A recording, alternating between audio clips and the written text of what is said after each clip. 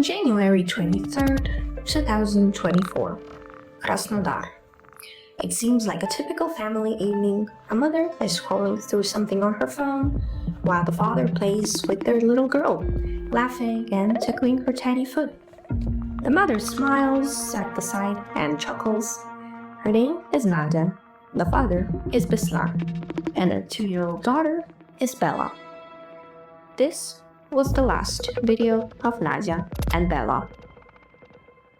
That evening, like clockwork, Nadya called her mother, Galina, who lived in Kropotkin, a small town not far from Krasnodar.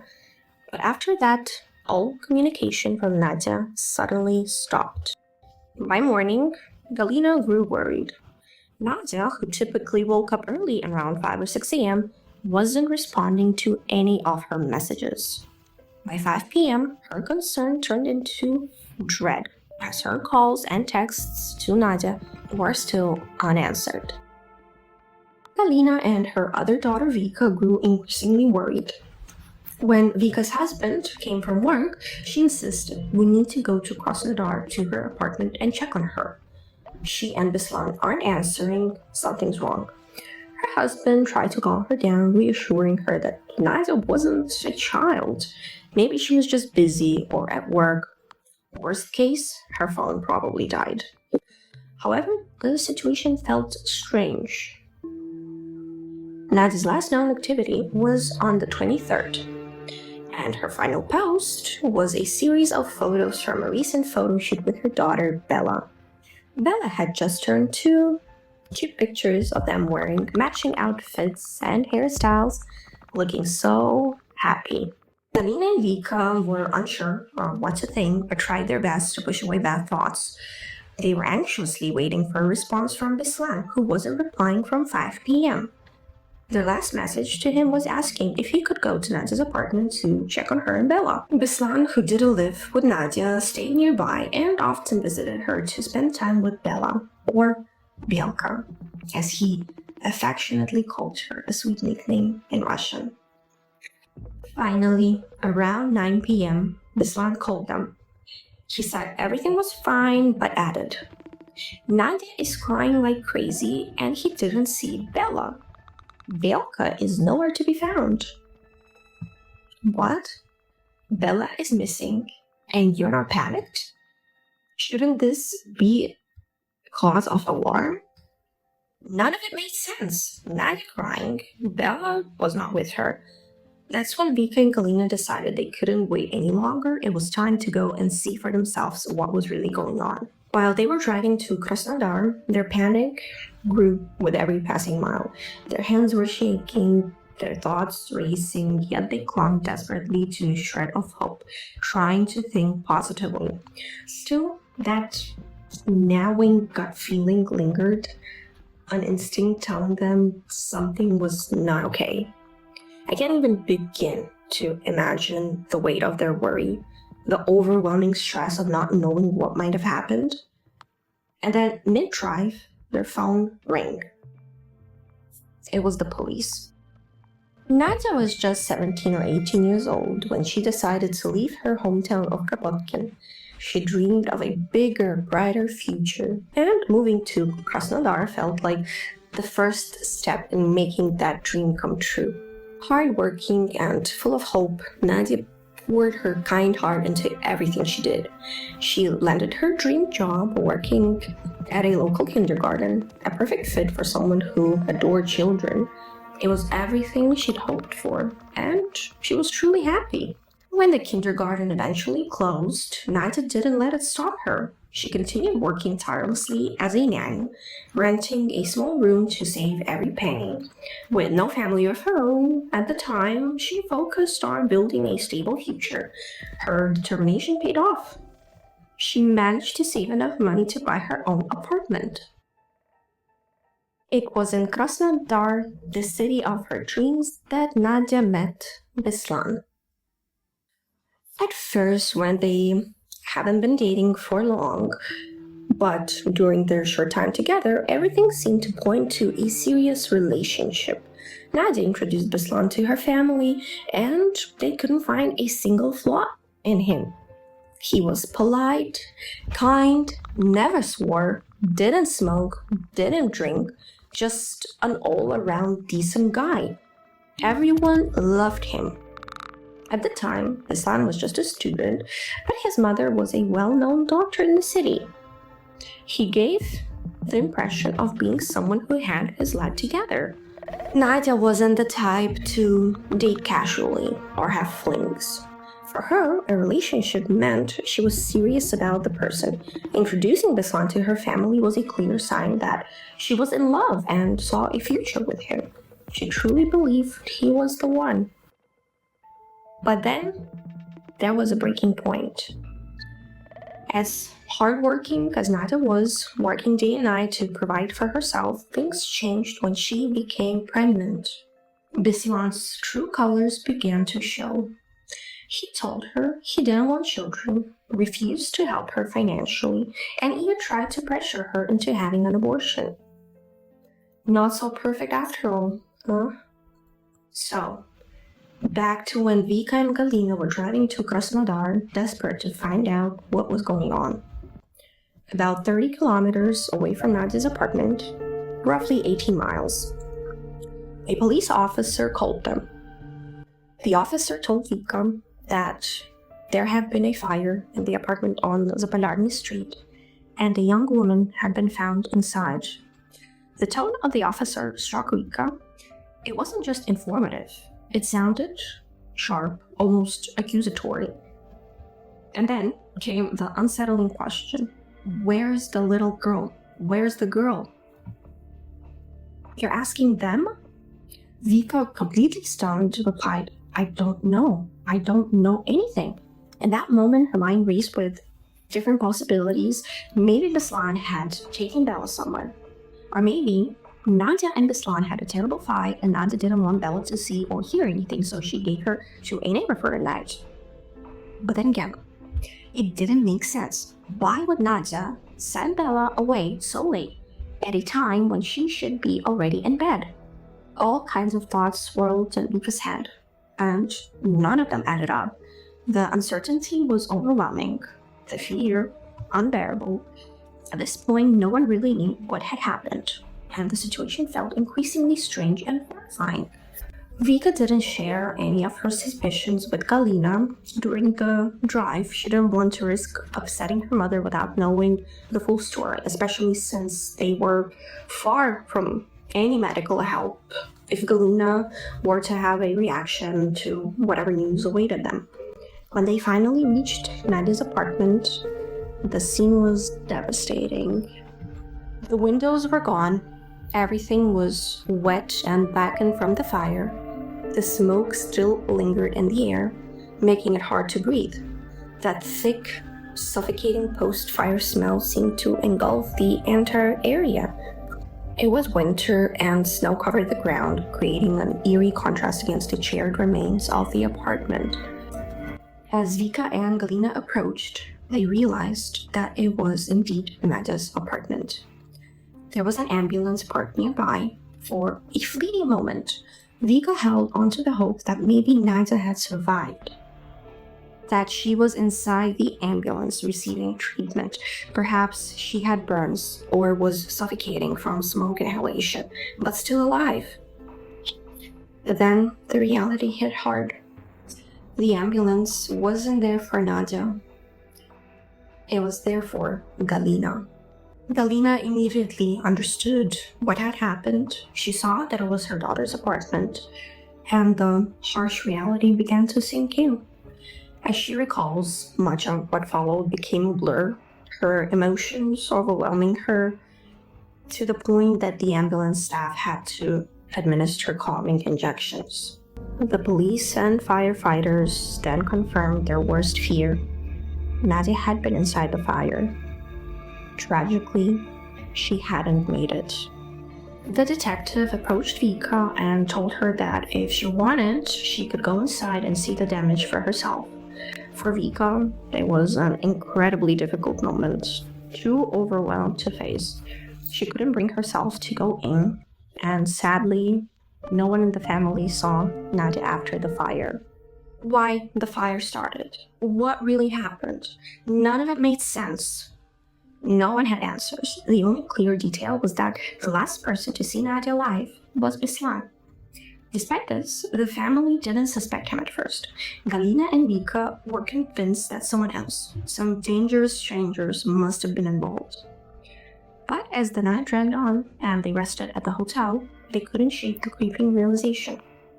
As painful as it was to admit, it started to seem likely that Beslan had something to do with it. The building where Nadya lived had multiple cameras. One at the entrance, 3 right above her apartment, and 2 outside of the building. A total of 6 cameras. Every single one captured Beslan. His car was parked clearly in view of the cameras, and the footage showed him entering and leaving the building. It was either an act of complete carelessness, or perhaps he was so caught up in his thoughts that he didn't even notice the cameras. Either way, the evidence was pointing straight to him. Everyone was confused. Where was Bella? And why had Beslan taken her? The cameras showed him entering Nadya's apartment more than once, and then leaving with Bella in his arms. It was baffling. Why did he take her? Where were they now? The family wrestled with every possible scenario. Maybe he hired a nanny and took Bella to his apartment. Maybe he drove somewhere far away. The whole situation was shrouded in confusion and fear. Before Bella's birth, Nadya and Beslan had been in a relationship for about 5 to 6 years. To Nadya, it was serious. She saw a future with him. But Beslan wasn't eager to marry, even after Nadya became pregnant. When Nadya's family asked about their plans, Beslan would assure them, "Don't worry, even though in my culture it's not typically allowed to marry a Russian girl, my family is different. My uncle married a Russian and it's okay. We just need a little more time." Beslan was from Adygea, a region in western Russia with a predominantly Muslim population. The family wondered if perhaps his reluctance stemmed from cultural or religious differences, but Beslan continually reassured them that wasn't the case. Later, after the tragic fire incident, Vika went through some of the conversations between Nadya and Beslan. She discovered that Nadya had been asking him about their future, trying to understand where their relationship was headed. Beslan's responses were dismissive, often vague. He would tell her, "It's just not the right time," or come up with excuses like, "My grandparents died, now isn't a good time for a wedding." And then, perhaps most baffling, he told her, "You know, we fight too much. I don't want that kind of a family." What? For Vika and Galina, the most likely explanation for his reluctance to marry Nadya was the cultural and religious differences, no matter how much Beslan insisted otherwise. It seemed clear that his assurances were just empty words, hiding his true feelings and intentions. Nadya eventually blocked Beslan because she just couldn't take it anymore. She didn't have the energy to keep arguing with him. I mean, if he was too ignorant to understand that asking for an abortion at 20 weeks was entirely different from ending a pregnancy at 2 weeks, there was no reasoning with him. He kept telling her he didn't want kids, wasn't ready, and wouldn't help her or support her in any way. So Nadya made the decision to cut him out of her life. She decided she didn't need him and that she could raise her child on her own. At 26, she was stable, independent, and confident that she could handle it. And if she ever needed extra help, she knew she could count on her parents and sister to support her. If Beslan didn't want to be involved, that was fine by Nadya. Bella was born with a few minor health concerns. A valve in her heart didn't fully close, and she had a tiny cyst in her brain. Doctors assured Nadya that these issues should resolve by the time Bella turned 1. Thankfully, they were right. By Bella's first birthday, the cyst had disappeared, and her heart valve had closed. When Nadya and Bella were leaving the hospital after the birth, Beslan texted Vika asking where they were because he wanted to see his daughter. Nadya had already blocked him, so he reached out to her sister instead. But Nadya firmly said no. She and Bella were headed to Kropotnik to stay with her family, and Beslan wasn't welcome. I mean, really? This guy insisted he didn't want the baby, begged her to abort, and now he suddenly wanted to meet Bella? It just didn't sit right. Like, make up your mind. On the 24th of January 2024, Nadya's apartment was engulfed in flames. After firefighters extinguished the fire, they tragically discovered Nadya's body inside. When investigators reviewed the building's security cameras, they saw Beslan leaving the apartment and the building, carrying Bella in his arms. This chilling footage left no doubt about his involvement. Shortly after, Beslan was arrested at his home in Adygea. During his interrogation, Beslan admitted that he had seen Nadya, but claimed it was on the night of January 23rd. However, this was a lie. On that night, he struck her, causing her to fall, and then he strangled her to death. On January 24th, as Nadya's family was growing increasingly worried and trying to locate her, Beslan returned to Nadya's apartment to ensure she was indeed dead. When Vika informed him that she and Galina were on their way to Krasnodar to check on Nadya, he started the fire to cover his tracks. The chilling part is, while he was calling Vika and telling her everything was fine, claiming Nadya was just crying and that he hadn't seen Bella, he was lying. At that very moment, Nadya was already dead. He took Nadya's phone, locked the apartment from the outside, and threw away both the phone and the keys where no one would find them. To this day, Nadya's family remains confused and heartbroken. Every time they leave the detective's office, they still have no clear answers about the full chronology of events. What could have been so critical that it pushed him to kill her? Why did he do it? So many unanswered questions linger, and perhaps they'll never truly know.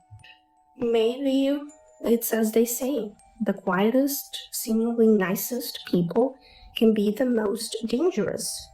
With Beslan, it's like a case of still waters running deep, hiding the darkest beneath.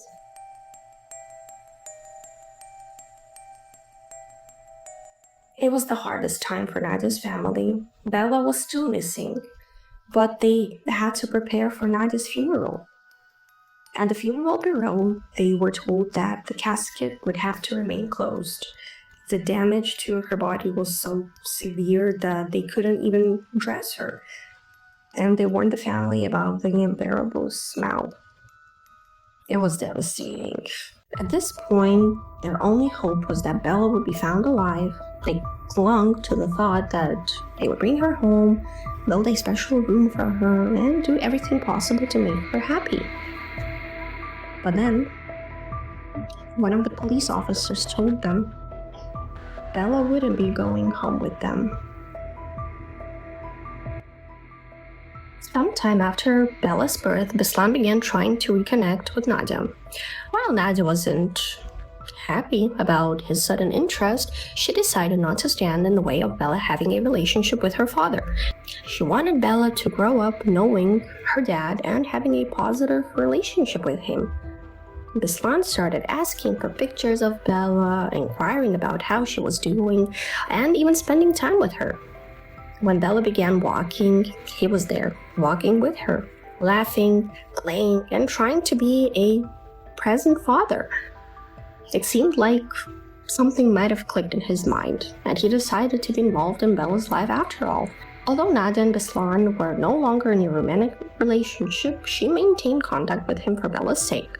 She wanted Bella to have a father, even if that meant allowing Beslan back into their lives. However, Beslan's family was never involved in Bella's life. They had never met Nadya or Bella, and showed no interest in doing so. Even after Beslan's arrest, they stood by him, completely ignoring the pain and tragedy he had caused.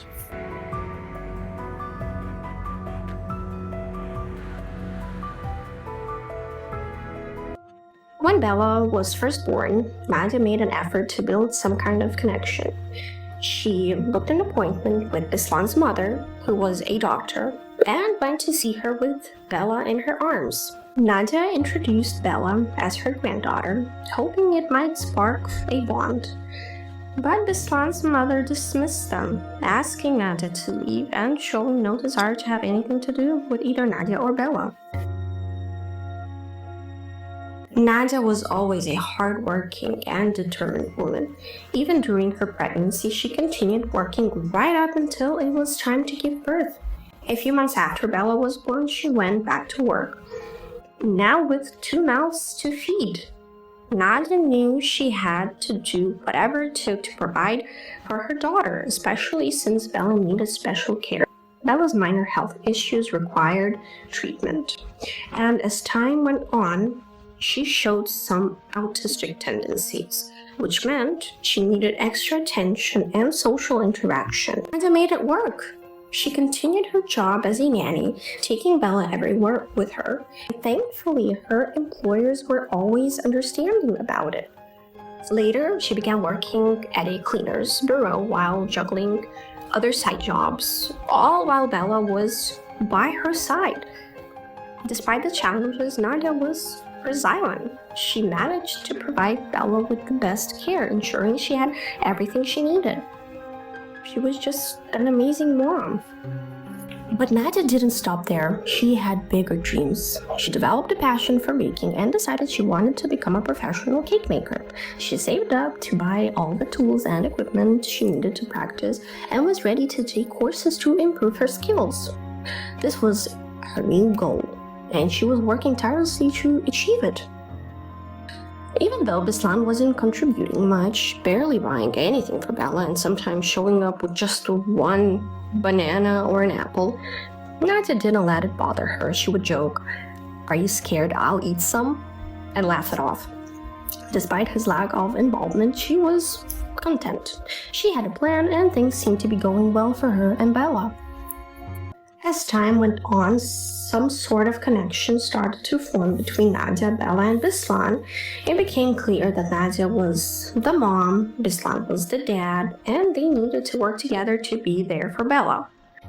Nadya, who always wanted the best for her daughter, began to ask Beslan more often if he could take Bella for a couple of hours.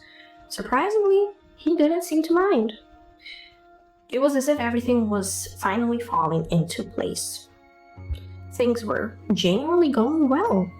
Nadya had her routine, Bella was happy, and even Beslan seemed to be stepping up, at least in small ways. For a moment, it seemed like everything was working out and everyone was finding their own version of happiness. When Bella was nearing her 2nd birthday, Beslan even started contributing financially, sending Nadya 10,000 rubles, which is roughly around $100. It wasn't much, but for Nadya, it was something. It helped cover some of Bella's activities and essentials. However, as Vika later recalled, Nadya always had to remind Beslan to send the money, almost like she was a debt collector. Still, Nadya didn't complain. She was satisfied with how things were going.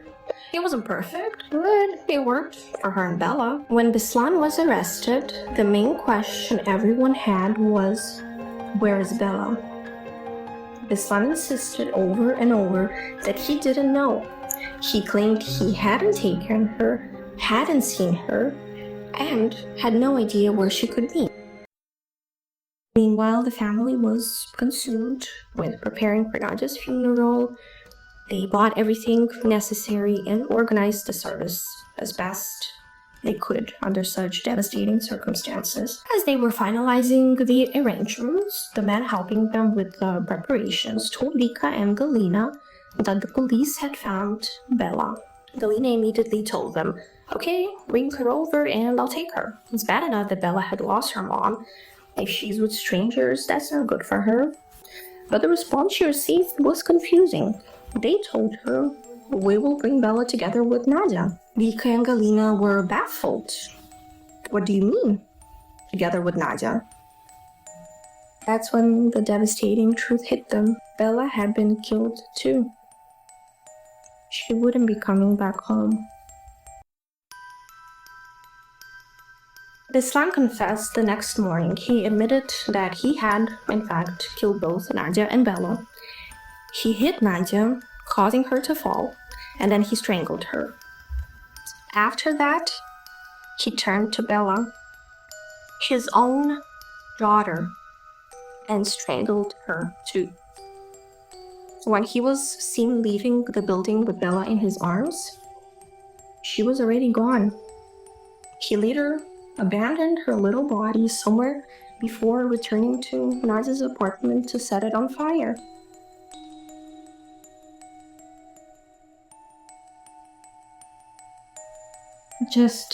I can't. I can't wrap my head around this. What kind of monster does this? How could he kill his own child? How could he look into her innocent little face and strangle her, watching as her life slipped away? It's beyond comprehension. It's the ultimate betrayal. Worst comes to worst. Okay. You killed Nadya for whatever twisted, messed up reason. In just some insane state of mind. But Bella? She was innocent. What did she do to deserve this? How could anyone justify such an unforgivable act? I just have no words. This is so heartbreaking, so devastating, so deeply painful. Truly, there are no words to describe the horror of what he did. This is the video of Beslan at Nadya's apartment, playing with Bella, laughing with her, tickling her tiny feet. How? How is it even possible that just a few hours later, he could kill her? That same day, he not only took Nadya's life, but also the life of his own daughter. The sheer cruelty and detachment, it's beyond anything I can comprehend.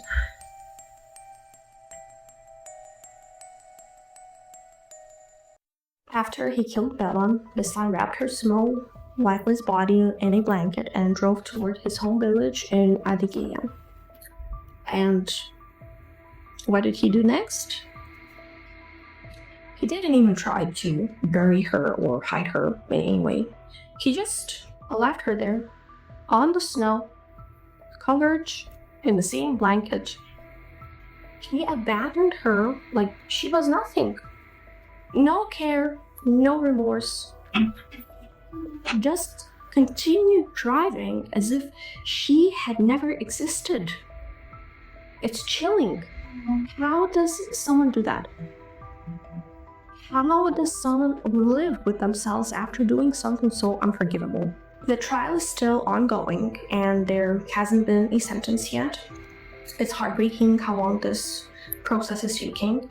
Nadya's family is devastated, left to pick up the pieces of their shattered lives. And then there's Beslan's family, fighting to get him a lighter sentence. It's just unbelievable.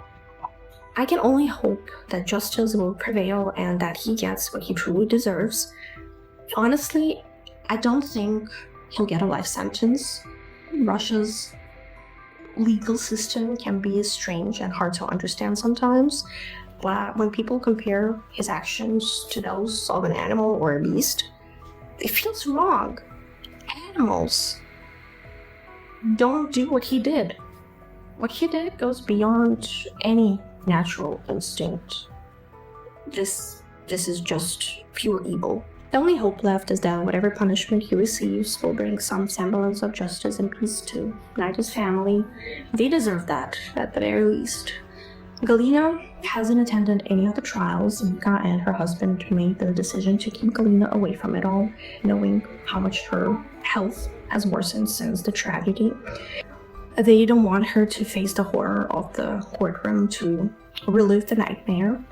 Both Galina and Mika are holding on to the hope for a life sentence, but realistically, they fear Beslan might get just 16 to 18 years, maybe even less.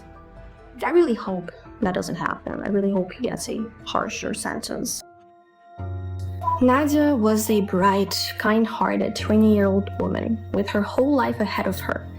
And Bella, a precious, innocent little angel, had her life taken by the very person who was supposed to love and protect her, her own father. It's beyond comprehension. Nadya's family has endured unimaginable pain and suffering, and honestly, Beslan's family deserves to feel the same pain. His parents, who didn't care at all, should suffer too. That would be justice. I'm from Uzbekistan and I speak Russian. When I first learned about this story, I couldn't stop reading everything I could find. I watched documentaries, I watched interviews with Vika and Galina, and I cried. I couldn't bear watching the depths of their pain. And then to make it worse, Vika talked about how cruel people on social media were to her. They accused her of being heartless, saying things like, "Why aren't you crying more?" As if they could judge her pain. As if they had any idea what she was going through. People can be so incredibly cruel. The first few months after the incident, every newspaper and TV report seemed to be talking about it. Journalists even uncovered that Beslan had another woman in his life during this time. He was in a relationship with someone else while all of this was happening. Vika admitted that she knew he was seeing someone, but she didn't know the details, and honestly, she didn't want to dive into the rumors and speculations. It didn't matter. The only undeniable fact is that Beslan killed Nadya and Bella. He confessed, but everything else remains untold. And the biggest questions of all, why? Still has no answer. Beslan had refused to explain himself. That's the story of Nadya's and Bella's tragic end. A devastating, heartbreaking, and frustrating story.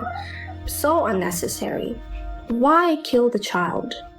What kind of monster looks into his own daughter's eyes and does that? I truly hope Nadya's family finds peace and the justice they deserve. I hope Beslan gets the hardest punishment possible, and maybe one day he'll provide some kind of explanations, so Nadya's family can at least understand why he took them away, to have some sort of closure. Was it because of the other woman? Did he feel Nadya and Bella were holding him back? Was this planned, or was it just a sudden moment of rage? Did he hate them that much? I don't understand why he didn't just walk away, cut them out of his life if he didn't want them. It started off like that, he said he didn't want the child, he said he wouldn't support her. Why did he come back into their lives? Why? Why resort to such cruelty? What do you think? Share your thoughts on this heartbreaking story in the comments. Thank you for watching, and I'll see you next week. Stay curious, stay safe.